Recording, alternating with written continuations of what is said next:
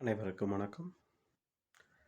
மக்கள் மனம் அப்படிங்கிற எங்கள் சேனல் பார்த்திங்கன்னா ஒரு புது சேனல் நாங்கள் இப்போ தான் ஆரம்பிச்சிருக்கோம். ஸோ உங்களுடைய ஒவ்வொரு நீங்கள் பார்க்கக்கூடிய வியூஸ், நீங்கள் சப்ஸ்கிரைப் பண்ணுறது, லைக் பண்ணுறது, மற்றவங்களுக்கு ஷேர் பண்ணுறது, இதெல்லாம் பார்த்திங்கன்னா எங்களுக்கு கொஞ்சம் சப்போர்ட்டிங்காக இருக்கும். ஏன்னா இதில் பார்த்திங்கன்னா நல்ல கருத்துக்கள் மட்டும்தான் நாங்கள் போடுறோம்.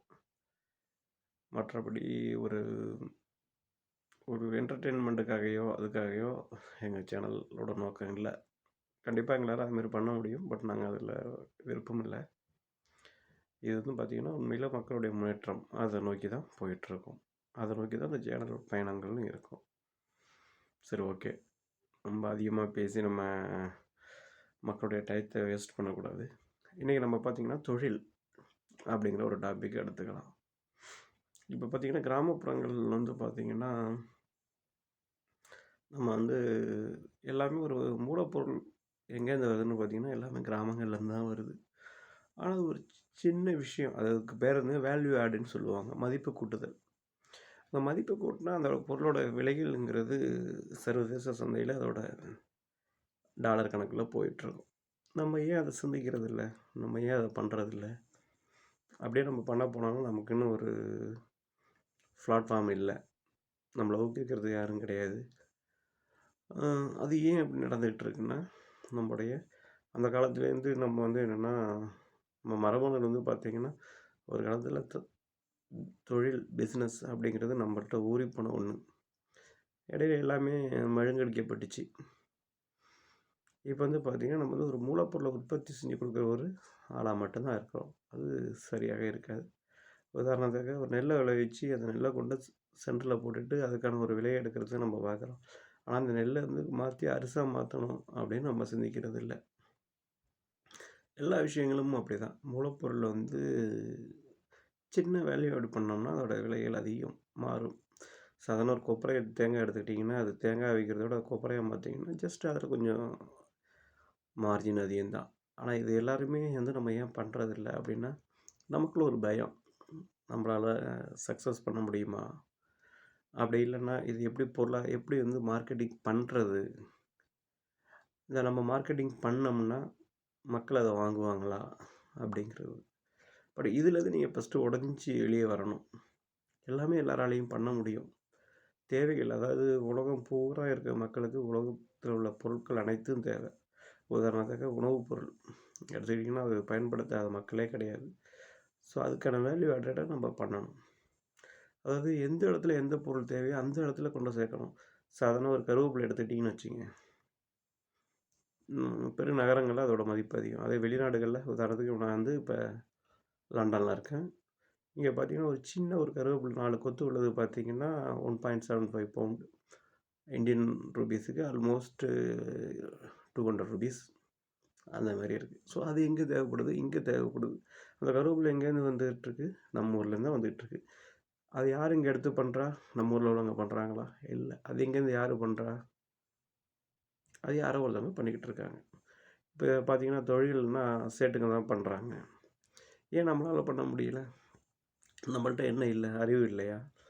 பொருளாதாரம் இல்லையா? எல்லாத்தையுமே பொருளாதாரமும் இருக்குது. ஒரு தொழில் பண்ணக்கூடிய அளவுக்கு எல்லாத்தையும் ஒரு பொருளாதாரம் இல்லைன்னுலாம் சொல்ல முடியாது, இருக்குது. ஆனால் அதை ஏன் நம்மளால் பயன்படுத்த முடியலை அப்படின்னா, நம்ம அறிவை சுற்றி என்ன இருக்குது? நல்லா ஆராய்ச்சி பண்ணிங்கன்னா நம்மளால் முடியாது அப்படின்னு நம்மளை சுற்றி உள்ளவங்களே ஒரு வேலையை அமைச்சிட்டாங்க. உதாரணத்துக்கு நீங்கள் ஏதாச்சும் ஒரு தொழில் தொடங்கணும்னு போய் பக்கத்தில் உள்ளவங்கள்ட்ட சொல்லுங்களேன், அதில் உள்ள நன்மைகள்லாம் அவங்களுக்கு நீங்களே ஆச்சரியப்படுவீங்க. அதில் இவ்வளோ தீமைகள் இருக்கான்னு அவ்வளோ தான் அவங்க சொல்லுவாங்க. ஆனால் அந்த நன்மைகளை சொல்ல மாட்டாங்க. அதான் தொழில். ஒன்றுமே இல்லை, சாதாரண ஒரு சின்ன லெவலில் ஒரு வெத்தலை கடை வச்சுருக்கிறட்ட போயிட்டு பேசி பாருங்கள். அவர் பார்த்திங்கன்னா கண்டினியூவாக அந்த கடையை வச்சுருப்பார். ஆனால் அவர் என்ன சொல்லுவார், இதில் எந்த லாபமும் இல்லை, சும்மா நான் வச்சுருக்கேன் அப்படிம்பாரு. உதாரணத்துக்கு யோசிச்சு பாருங்களேன், எந்த லாபமும் இல்லாமல் சும்மா உட்காந்துட்டு ஒருத்தர் ஒரு 4 பேர் ஒரு கடையில் உட்காந்துருப்பாரா? உட்காந்துருக்க மாட்டார். நான் அவர் ஏன் சொல்லலை அப்படிங்கிறது, அவர் அதோட லாபத்தை சொல்லணும்னு நான் சொல்ல வரல, நம்ம விழிப்புணர்வில் இருக்கணுங்கிறதுக்கு சொல்ல வரேன். அதாவது எப்போதுமே ஒரு இடத்துல ஒருத்தர் கீழே வேலை செய்கிறத விட நம்ம அந்த இடத்துல ஒரு லீடராக இருக்கணும். அந்த தொழில் நம்ம கண்ட்ரோலில் இருக்கணும். நம்ம ஒரு ஓனராக இருக்கணும்.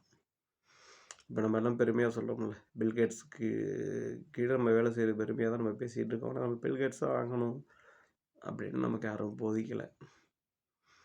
ஸோ நம்ம தொழில் தொடங்கணும் அப்படின்னா நம்ம மனசில் ஃபஸ்ட்டு இருக்கிற ஒரு நெகட்டிவ் தாட்ஸ், அந்த தொழில் சக்ஸஸ் ஆகுமா ஆகாதா அப்படிங்கிற ஒரு இதை நீங்கள் தூக்கி எறியணும். சக்ஸஸ் ஆகும். உடனே நீங்கள் ஒரு நினச்ச வேறு ஒரு தொழிலை தொடங்கணும்னு சொல்லவில்ல.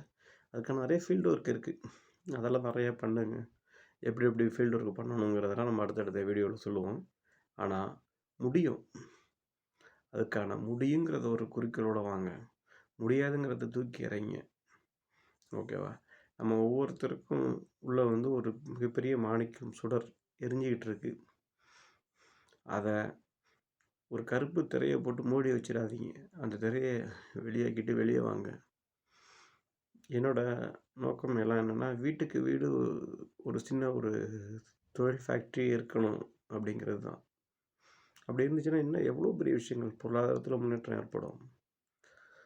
நாட்டோட முன்னேற்றங்கிறது, ஒரு குடும்பத்தோட முன்னேற்றங்கிறது ஒரு வேலை செஞ்சு இருக்கிறதுங்கிறது கிடையாது. அது ஒரு குறிப்பிட்ட அளவு இருக்கும், இல்லைன்னு சொல்ல வரல. அது ஈவன் நம்மளோட பொருளாதாரத்தில் ஆரம்பத்தில் நமக்கு ஒரு முக்கியமாக கூட இருக்கலாம், ஒரு வேலை செஞ்சு வர்றதுங்கிறது. ஆனால் ஒரு தொழில் அப்படின்னு நீங்கள் ஆரம்பித்து வர்றப்ப நாட்டோட பொருளாதாரம், உங்களுடைய பொருளாதாரம் எல்லாமே தனி சிறப்பு பெறும். நீங்கள் வந்து ஒரு இடத்துக்கு ஒரு முதலாளியாக மாறுவீங்க. அது மாறுறதுக்கான முயற்சி என்ன அப்படிங்கிறத நீங்கள் பார்க்கணும். அதுக்கு எப்படி பண்ண போகிறோம், சந்தைப்படுத்தல் எப்படி பண்ண போகிறோம், அதுக்கான மூலதனம் என்ன அப்படின்னு பார்க்கணும். பட் பிஸ்னஸ்னால் என்ன சொல்லுவாங்கன்னா, ஒன்லி மைண்டு மட்டும் போதும், பணம் தேவையில்லை அப்படிம்பாங்க. அது கரெக்டு கிடையாது. மணி மேக் மணி, அதான் உண்மையானது. கொஞ்சம் பணம்னாலும் நீங்கள் இன்வெஸ்ட் பண்ணி தான் ஆகணும். இன்வெஸ்ட்மெண்ட் எவ்வளோ பண்ணுறோங்கிறது அது ஒரு கொஞ்சம்னா, நான் ஏதோ 10 லட்சம் 15 லட்சம்னு சொல்லவில்லை.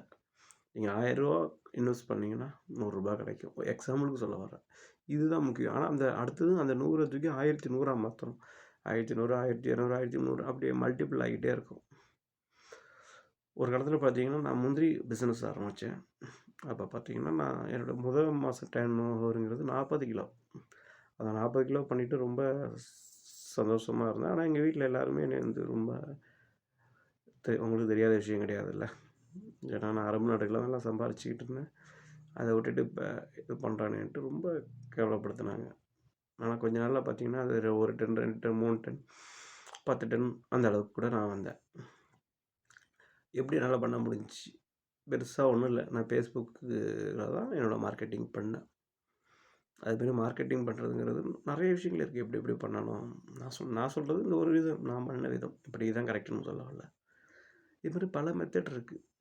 ஏன்னா இதுக்கு எல்லாத்துக்குமே காரணம், இதுக்கான டயத்துக்காக நீங்கள் வெயிட் பண்ணிகிட்டு இருக்க வேண்டாம். நீங்கள் ஆரம்பிங்க, டைம் உங்களை தேடி வரும். எப்போ நான் ஆரம்பிக்க போகிறேன் நாட்களுக்காக நீங்கள் வெயிட் பண்ணிகிட்டு இருந்தீங்கன்னா அது சரி வராது.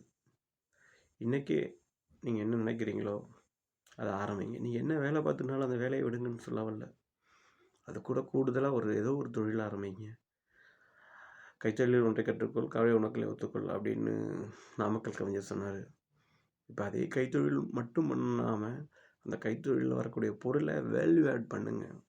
ஒரு பேக்கிங் போடுங்க, ஒரு ஸ்டிக்கரை ஒட்டுங்க. அந்த பொருளோட மதிப்புங்கிறது வேறு. உங்களுக்கு சமுதாயத்தில் அடுத்த நிலைக்கு நீங்கள் போகிறதுக்கு அது ரொம்ப பேருதவியாக இருக்கும். நன்றி, வணக்கம். இப்போ தகவல் வந்து உங்களுக்கு நல்லா பிடிச்சிருந்துச்சின்னா லைக் பண்ணுங்கள், ஷேர் பண்ணுங்கள். அதுதான் ரொம்ப முக்கியம். இது ஒரு ஆரம்பம் தான். இப்போ பார்த்தீங்கன்னா, எனக்கு எடிட்டிங் அது எதுவுமே நான் பண்ணுறதில்ல. ஒரிஜினல் வீடியோ தான் அப்படியே எடுத்து போட்டுக்கிட்டு இருக்கேன். நான் இந்த நோக்கமும் சொல்லிட்டேன் ஏற்கனவே.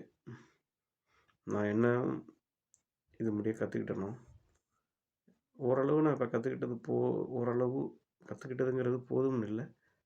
கற்றுக்கிட்டது இப்பொழுது மற்றவங்களுக்கு சொன்னால் அது ஓரளவு பயன் கிடைக்கும் அப்படின்னு நினைக்கிறப்ப தான் நான் இந்த சேனலை ஆரம்பிச்சிருக்கேன். எல்லாருக்கும் ஷேர் பண்ணுங்கள். நல்லது. நன்றி. வாழ்க வளமுடன்.